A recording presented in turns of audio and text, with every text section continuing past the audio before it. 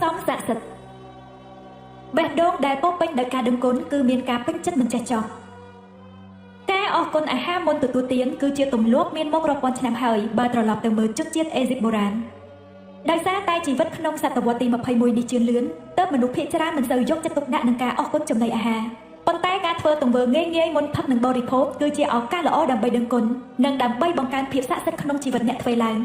បើគិតដល់ពេលដែលអ្នកហេវខ្លាំងអ្នកនឹងគិតអ្វីមិនចេញធ្វើអ្វីមិនដូចធម្មតារាងកាយចុកខ្សោយអាចដល់ថ្នាក់ញ័រខ្លួនចិត្តមិនស្ងប់អារម្មណ៍វល់វល់ជាដើមអាការៈទាំងនេះកើតឡើងដោយសារមិនបានញ៉ាំអាហារត្រឹមតែប៉ុន្មានម៉ោងប៉ុណ្ណោះអ្នកត្រូវការអាហារដើម្បីទ្រទ្រង់រាងកាយដើម្បីគិតនិងមានអារម្មណ៍ល្អទើបវាសំខាន់ខ្លាំងណាស់ដែលអ្នកត្រូវដឹងគុណអាហារដើម្បីដឹងគុណអាហារកាន់តែខ្លាំងចូលនឹកដល់អ្នកដែលធ្វើឲ្យមានអាហារសម្រាប់អ្នកបរិភោគដើម្បីអ្នកបានញ៉ាំផ្លែឈើស្រស់អ្នកដាំត្រូវបណ្ដុះពូជថែទាំផ្លែឈើនិងបន្លែទាំងនោះដោយការស្រោចទឹកជាប្រចាំចាំមើលថែអស់ពេលជាច្រើនខែរហូតដល់ល្មមប្រមូលផលបានបន្ទាប់មកជាតួនាទីរបស់អ្នកបេះបន្លែផ្លែឈើអ្នកនាំមកវេចខ្ចប់អ្នកចែកចាយនិងអ្នកដឹកជញ្ជូនដែលត្រូវបើកឡានផ្លូវឆ្ងាយទាំងយប់និងថ្ងៃពួកគេរួមគ្នាធ្វើការយ៉ាងសាមគ្គីភាពដើម្បីឲ្យជឿជាក់ថាផ្លែឈើនិងបន្លែទាំងអស់បានបញ្ជូនទៅដល់ផ្ទះនិងអាចញ៉ាំបានពេញមួយឆ្នាំគិតដល់អ្នកចិញ្ចឹមសត្វដើម្បីបានសាច់មកលក់ដូចជាអ្នកនេសាទម្ចាស់កសិដ្ឋានផលិតទឹកដោះអ្នកដាំដើមកាហ្វេនិងតែនិងក្រុមហ៊ុនវេចខ្ចប់អាហារគ្រប់ទីកន្លែងដែលសុទ្ធតែធ្វើការរួមគ្នាមិនចេះហត់នឿយដើម្បីផលិតអាហារសម្រាប់ឲ្យយើងបរិភោគការផលិតអាហាររបស់ពិភពលោកគឺការរួមចិត្តរួមថ្លើមគ្នាដ៏គួរឲ្យរំភើបនិងកើតឡើងរាល់ថ្ងៃគឺជារឿងដែលមិនអាចយល់បានទេថាការងារទាំងនោះមានចំនួនមនុស្សដែលពាក់ព័ន្ធជាច្រើនកម្រិតណាក្នុងការធ្វើឲ្យការដឹកជញ្ជូនអាហារនិងភេសជ្ជៈទៅកាន់ហាងទំនិញភោជនីយដ្ឋានផ្សារទំនើបហាងកាហ្វេយន្តហោះសាលារៀនឬមន្ទីរពេទ្យនិងគ្រប់ផ្ទះក្នុងលោកនេះឲ្យប្រព្រឹត្តទៅជាបន្តបន្ទាប់អាហារគឺពណ៌ប្រូតេអ៊ីនពីធម្មជាតិព្រោះពុំមានអ្វីសម្រាប់ឲ្យយើងញ៉ាំទេបើធម្មជាតិមិនផ្ដល់ដីអាហារបម្រុងនិងទឹកសម្រាប់ចម្អិនអាហារទេនោះ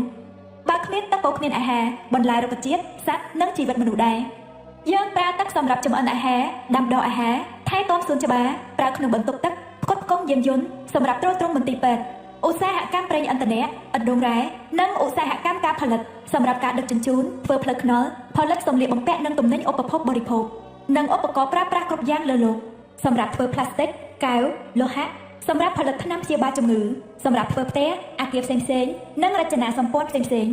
មិនតែប៉ុណ្ណោះថែមទាំងធ្វើឲ្យរាងកាយស្រស់ថ្លាទៀតផងទឹកគឺអស្ចារ្យខ្លាំងណាស់ប្រសិនបើមានវត្ថុអស្ចារ្យលើលោកគឺវានៅក្នុងទឹកនោះឯង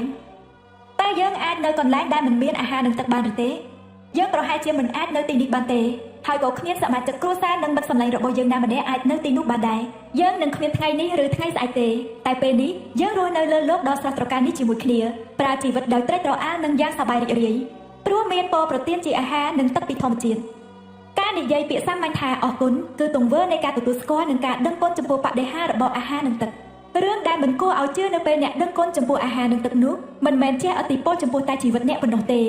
ការដឹងគុណរបស់អ្នកក៏ជះឥទ្ធិពលចំពោះស្បៀងអាហារទូទាំងពិភពលោកផងដែរបើមានមនុស្សដឹងគុណអាហារនិងទឹកឲ្យច្រើនល្មមវានឹងជួយមនុស្សដែលកំពុងអត់ឃ្លានបានជាប្រកបតាមច្បាប់នៃការស្រូបទាញនិងច្បាប់នៃកម្លាំងអំពើនិងកម្លាំងប្រតិកម្មរបស់ញូតុនកម្លាំងប្រតិកម្មនៃការដឹងគុណដ៏ច្រើនមហាសាលនិងបង្កើតកម្លាំងប្រតិកម្មក្នុងចំនួនច្រើនមហាសាលដូចគ្នាដែលអាចទៅផ្លាស់ប្ដូរសភាវៈនៃការខ្វះខាតអាហារនិងទឹកសម្រាប់មនុស្សគ្រប់គ្នាលើលោកលើសពីនេះការដឹងគុណអាហារនិងទឹកនឹងធ្វើឲ្យភាពស័ក្តិសិទ្ធិក្នុងជីវិតអ្នកកើតឡើងជាបន្តបន្ទាប់ហើយវានឹងត្បាញសរសៃអំបោះពណ៌មាសតាមរយៈអ្វីគ្រប់យ៉ាងដែលមានតម្លៃសម្រាប់អ្នកអ្វីគ្រប់យ៉ាងដែលអ្នកស្រឡាញ់និងអ្វីគ្រប់យ៉ាងដែលអ្នកស្រមៃក្នុងយុគបុរាណគេជឿថាការដែលពួកគេសរសើរអាហារនិងទឹកដោយការដឹងគុណវានឹងធ្វើឲ្យអ្វីដែលគេកំពុងសរសើរនោះមានភាពកាន់តែល្អបរិសុទ្ធឡើង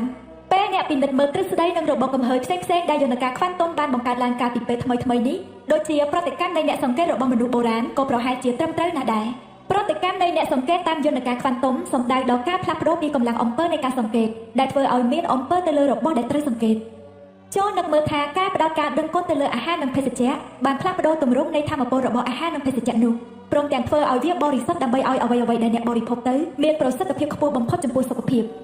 មួយក្នុងចំណោមវិធីដើម្បីជួបភាពស័ក្តិសិទ្ធិពីការដឹងគុណអាហារនិងផឹកភ្លាមៗនោះគឺការភ្លក់រសជាតិអ្វីដែលអ្នកកំពុងបរិភោគនិងផឹកពេលអ្នកភ្លក់រសជាតិអាហារឬភេសជ្ជៈហើយនោះអ្នកនឹងត្រូវមាត់ពេញចិត្តវាហើយចាប់ផ្ដើមដឹងគុណវាការពិសោធន៍លើកក្រោយពេលដាក់ចូលមាត់មួយម៉ាត់ចូលផ្ដោតអារម្មណ៍ទៅលើរសជាតិអាហារក្នុងមាត់ឬរសជាតិភេសជ្ជៈមុននឹងលេបចូលទៅនោះអ្នកនឹងឃើញថាពេលអ្នកផ្ដោតអារម្មណ៍លើអាហារនិងភេសជ្ជៈក្នុងមាត់នោះរសជាតិដែលអ្នកចូលចិត្តនឹងចេញមកតែនៅពេលអ្នកមិនបានផ្ដោតអារម្មណ៍រសជាតិក៏នឹងចុះខ្សោយយ៉ាងគួរឲ្យចម្លែកវាជាធម៌ពលនៃការផ្ដោតអារម្មណ៍និងការដឹងគុណរបស់អ្នកដែលនឹងធ្វើឲ្យរសជាតិប្រសើរឡើង មុននឹងហូបឬផឹកអ្វីនៅថ្ងៃនេះមិនថាបរិភោគផ្លែឈើឬអាហារសម្រន់ឬផឹកភេសជ្ជៈអ្វីទេរួមទាំងទឹកផងដែរចូលចំណាយពេលតែបន្តិចគិតពីអ្វីដែលអ្នកនឹងញ៉ាំឬផឹកហើយពោលពាក្យស័ក្តិសិទ្ធិក្នុងចិត្តឬនិយាយខ្លាំងៗក៏បានថាអរគុណការដួសអាហារមកភ្លក់តែមួយម៉ាត់វាមិនត្រឹមតែបង្កើនភាពរីករាយក្នុងបរិយាកាសទេថែមទាំងជួយឲ្យអ្នកមានអារម្មណ៍ដឹងគុណកាន់តែខ្លាំងទៀតផងអ្នកអាចសាកល្បងធ្វើតាមវិធីរបស់ខ្ញុំក៏បានដែលវាអាចធ្វើឲ្យខ្ញុំនឹកដឹងគុណបានកាន់តែច្រើននៅពេលនិយាយពាក្យស័ក្តិសិទ្ធិខ្ញុំនឹងបកដៃទៅមកលើអាហារឬភេសជ្ជៈប្រៀបដូចប្រោះព្រំលំអងស័ក្តិសិទ្ធិចូលទៅហើយនឹកស្រមៃថាលំអងស័ក្តិសិទ្ធិនឹងធ្វើឲ្យអ្វីៗគ្រប់យ៉ាងដែលវាមកប៉ះត្រូវឲ្យទៅជាស្អាតបរិសុទ្ធភ្លាមការធ្វើដូច្នេះធ្វើឲ្យខ្ញុំដឹងថាការដឹងគុណគឺជាគ្រឿងផ្សំដ៏អស្ចារ្យហើយខ្ញុំចង់ប្រោះព្រំវាទៅលើអ្វីទាំងឡាយដែលខ្ញុំញ៉ាំនិងផឹកបើឃើញថាមានប្រសិទ្ធភាពអ្នកអាចស្រមៃថាអ្នកមានកំប៉ុងគ្រឿងផ្សំស័ក្តិសិទ្ធិក្នុងដៃហើយកំពុងតែប្រោះព្រំលើគ្រឿងផ្សំស័ក្តិសិទ្ធិពេញចានអាហារមុននឹងទទួលទាននិងគ្រប់ភេសជ្ជៈដែលបំរុងនឹងផឹកប្រសិនបើអ្នកភ្លេចនិយាយពាក្យស័ក្តិសិទ្ធិអរគុណមុនបរិភោគអ្វីមួយនោះនៅពេលអ្នកនឹកឃើញចូលបិទភ្នែកនឹកត្រឡប់ទៅពេលដែលអ្នកភ្លេចនឹកដល់រូបភាពមុនពេលបរិភោគឬផឹករួចហើយពោលពាក្យស័ក្តិសិទ្ធិជាការស្រេចប្រសិនបើអ្នកភ្លេចអរគុណអាហារឬភេសជ្ជៈច្រើនដងក្នុងថ្ងៃនេះចូលធ្វើវានៅថ្ងៃស្អែកអ្នកខកខានមិនបានដឹងគុណតែមួយថ្ងៃក៏ពុំបានដែរព្រោះក្តីស្រមៃរបស់អ្នកគឺអាស្រ័យលើការដឹងគុណការដឹងគុណដល់របស់សាមញ្ញធម្មតាក្នុងជីវិតដូចជាអាហារឬទឹកគឺជាការបង្ហាញការដឹងគុណដ៏ជ្រាលជ្រៅបំផុត